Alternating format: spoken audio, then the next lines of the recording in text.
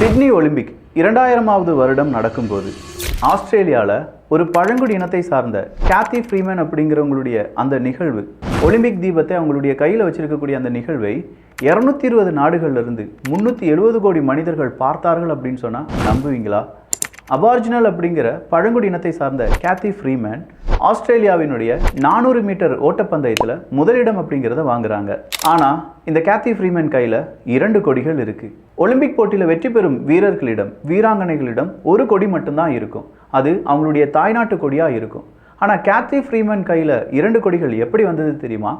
சுமார் 50,000 வருடங்களாக ஆஸ்திரேலியாவில் வாழ்ந்தவங்க தான் இந்த அபார்ஜினல் பழங்குடியினத்தவர்கள். ஆனால் என்ன, இவங்க இந்தோனேஷியா நாட்டிலேருந்து வந்தவங்க.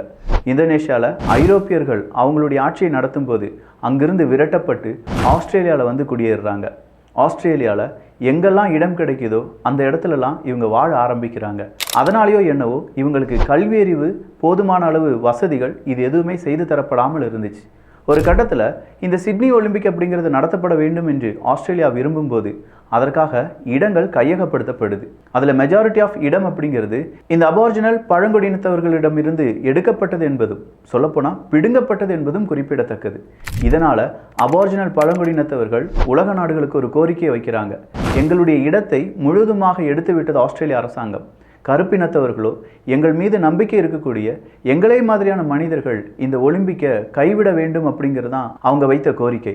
இதனால் ஆஸ்திரேலியா நாட்டுக்கே பெரிய எதிர்ப்பு அப்படிங்கிறது கிளம்புது.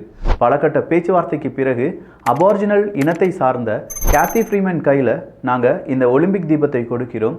உங்களுடைய கொடியை, ஏன்னா இது அபார்ஜினல் அப்படிங்கிறவங்களுக்கு தனி கொடி இருந்தது, உங்களுடைய கொடியையும் நீங்கள் பயன்படுத்தலாம், கூடவே ஆஸ்திரேலியாவினுடைய கொடியும் நீங்கள் பயன்படுத்தலாம் அப்படின்னு சொல்லி சமாதான பேச்சுவார்த்தை நடத்தின பிறகு தான் அதிலிருந்து வெற்றி பெற்ற கேத்தி ஃப்ரீமேன் கையில் 2 கொடிகள் இருந்தது.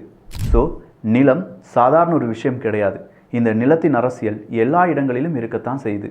இதே மாதிரியான சரித்திர நிகழ்வுகள் தெரிந்து கொள்ள நம்ம சேனலை சப்ஸ்கிரைப் பண்ணிக்கோங்க.